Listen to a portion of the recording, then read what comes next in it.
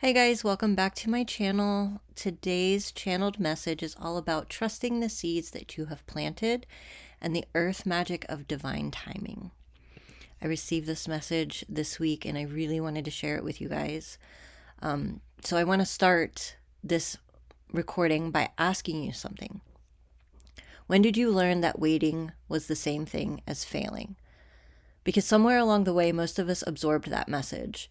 We learned that if something wasn't happening yet, it was because we hadn't wanted it enough, or we didn't work hard enough for it, or we didn't believe hard enough, heal enough, clear enough, or do the right ritual on the right moon phase with the right crystals in the right order. We learned that the gap between intention and manifestation was evidence of our inadequacy rather than evidence of a process that we don't fully control. And that belief, that quiet, insidious belief, is what I want to address today. Because the collective is sitting in a very specific energy right now, and the message that's coming through is loud and clear. And it's this: you planted the seeds, now trust the ground. And let me tell you what I mean by that. When a farmer plants a seed, they don't stand over the field willing it to grow. They don't dig it up every 3 days to check on its progress. They don't compare their field to the farm down the road that planted a different crop in a different soil in a different climate. They prepare the ground. They plant at the right time. They water consistently. And then they trust a process that has been working since long before any human being had the language to describe it. And that farmer is you. And most of you have done everything right. You did the inner work. You did the clearing. You sat in the discomfort of the dark night of the soul, and you came out the other side.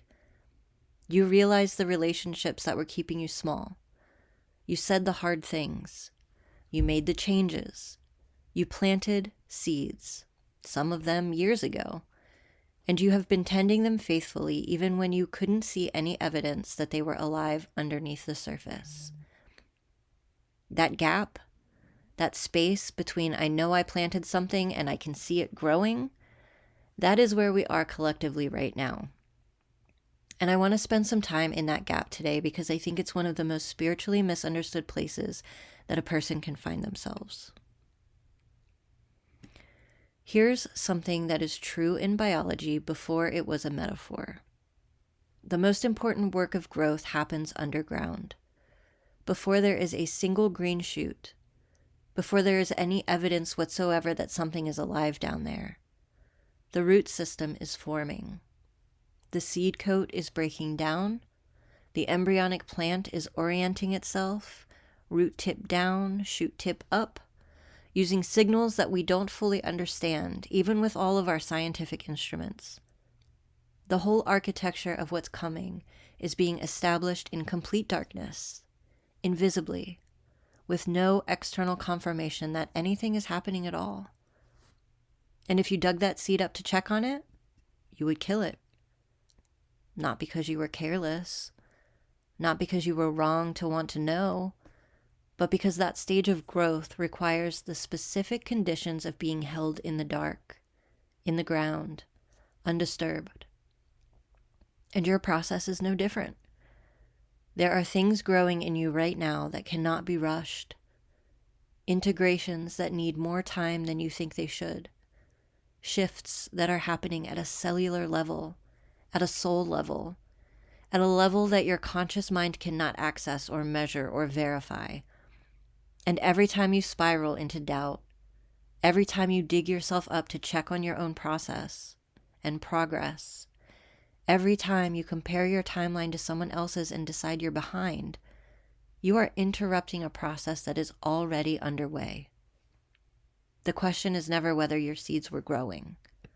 The question is whether you trust the ground enough to leave them alone. I talk a lot about earth magic, and I want to get specific about what I mean because I think people sometimes hear that phrase and picture candles and crystals and rituals performed at specific moon phases, like I mentioned earlier. And those things have their place. But earth magic in its truest form is something much more fundamental than any practice. Earth magic is the intelligence of Gaia herself. It is the consciousness that moves water from root tip to leaf edge against gravity.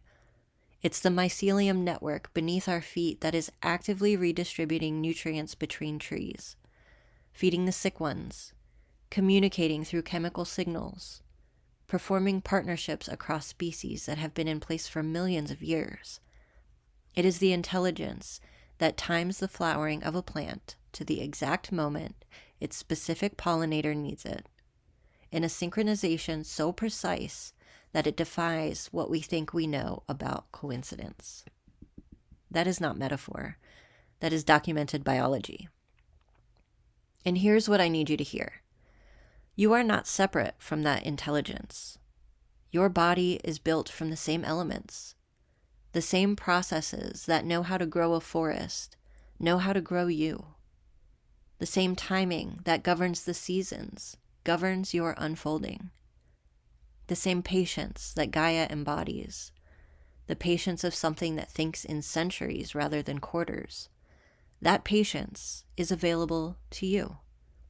Not as a spiritual achievement that you have to work toward, but as your birthright, as what you already are underneath the conditioning that told you you needed to hurry up. Gaia does not panic when winter lasts longer than expected. She does not question whether spring is coming. She does not compare this year's bloom to last year's. She knows the sequence. She trusts it completely. She is it. You have access to that same knowing. I want to name something that doesn't get talked about enough in spiritual spaces. We talk a lot about the dark night of the soul, the profound crisis, the complete unraveling, the moment when everything falls apart. That is a recognized stage. There's language for it. There's community around it. But there's another kind of suffering that I think is actually more common and much less discussed. I call it the suffering of the almost. It's the suffering of, I've done the work. I know what I'm building. I can feel it coming, and it's not here yet. It's subtler than the dark night. It doesn't feel dramatic enough to name as suffering. It often masquerades as impatience or practical concern or just being realistic. But underneath, it is a very specific kind of pain. The pain of being in the in-between. After the planting and before the harvest. After the shift and before the evidence of the shift arrives in your physical reality. And the reason it's so hard is because it requires you to hold two things simultaneously that feel contradictory. You have to know that what you're building is real and live in the present moment that doesn't yet reflect it. You have to act from the identity of the person you're becoming while still navigating the circumstances of the person that you were. You have to be the farmer who has already planted, who knows the harvest is coming, who can feel it in their bones, while standing in a field that looks like bare earth. And that is not easy. That is actually one of the more advanced spiritual practices there is.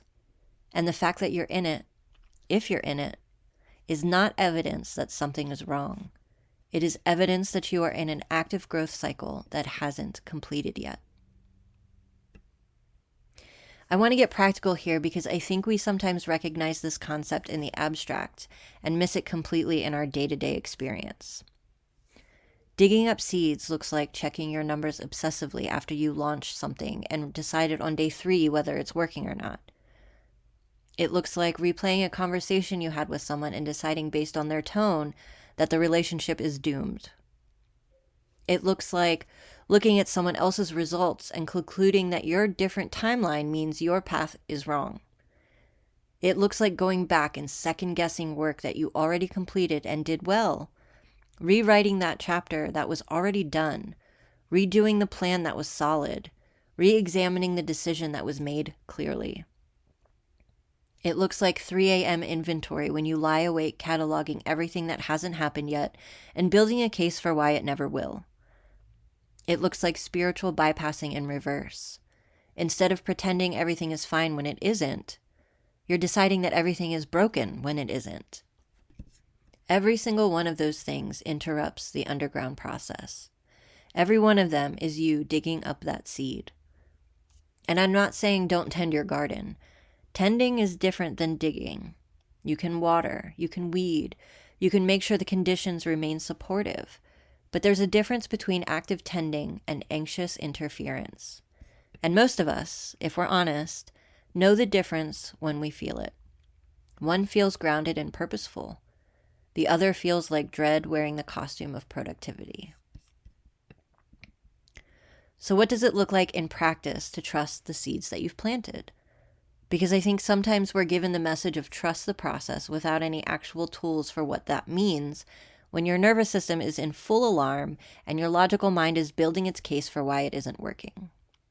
First, come back to the body. Your nervous system is the instrument through which you either receive the intelligence of the earth or block it. When you are in fight or flight, when you're in that contracted, anxious, analytical loop, you are literally less capable of receiving the information that should be reassuring you. The body needs to feel safe before the deeper knowing can come through. So the first practice is not more thinking. It's less. Breathwork, movement, feet on the ground, hands in soil if you have access to it. Your body is the bridge. Second, distinguish between your intuition and your anxiety. This is one of the most important discernment skills that you will ever develop. Both present as strong feelings. Both can feel urgent, but they feel different in the body if you learn to listen carefully. Intuition tends to feel clear and still, even when what it's saying is uncomfortable. It has a quality of knowing without needing to convince you. Anxiety tends to feel scattered and escalating. It loops. It catastrophizes. It's looking for confirmation of its worst case scenario. When you catch yourself in a spiral, ask yourself, is this my knowing or is this my fear? Third, look for evidence of growth that isn't external results, because the results are the last thing to arrive. Before the results come, the internal shifts. The way you talk to yourself differently. The decision you made last Tuesday that the old version of you would never have made. The relationship dynamic that changed not because anything external shifted, but because you did. The trigger that no longer triggers you. These are the green shoots. They are small, but they are real. And when you learn to see them, you realize you are further along than you thought.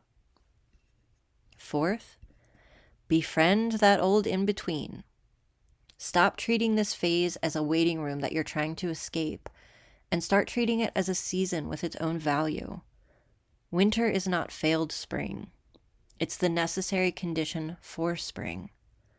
The in-between space is where integration happens, where the roots deepen, where you become solid enough in your new identity to hold what's coming when it arrives. If you were handed the harvest before the roots were deep enough to hold it, you couldn't sustain it. The in-between space is doing something, so let it. I want to speak directly for a moment to the people who have been in this process for a long time. Years, possibly decades. The ones for whom this isn't a new concept, but a lived reality that has sometimes felt like it would never end. Still, you are not doing it wrong. Some seeds take longer than others. Some root systems need to go deeper before the plant above ground can be as tall as it's meant to be. The redwood doesn't become a redwood in one season. The thing that you're building, the life that you're growing, the version of yourself that you're becoming, may simply require more time than you thought it would. That is not failure. That is scale. And I want to offer you something that the field is very clear about right now. The work you did in what felt like the fallow years was not wasted. The clearing you did when nothing seemed to be moving was building capacity. The faith you held when there was no evidence to support it was developing a strength that cannot be developed any other way. And you are actually more prepared for what's coming than you realize. The depth of the roots match the height of what they're about to support. The harvest is not coming in spite of how long it's taken. In some cases, it's coming because of it. I want to close with something that I feel strongly from the field today. You are not navigating this alone. And I don't just mean the guides and the team and the spiritual support that many of you already know is there. I mean the earth itself is holding you. The intelligence that runs through the mycelium network, that moves the tides, that turns decay into fertility. That intelligence is actively supporting your growth right now.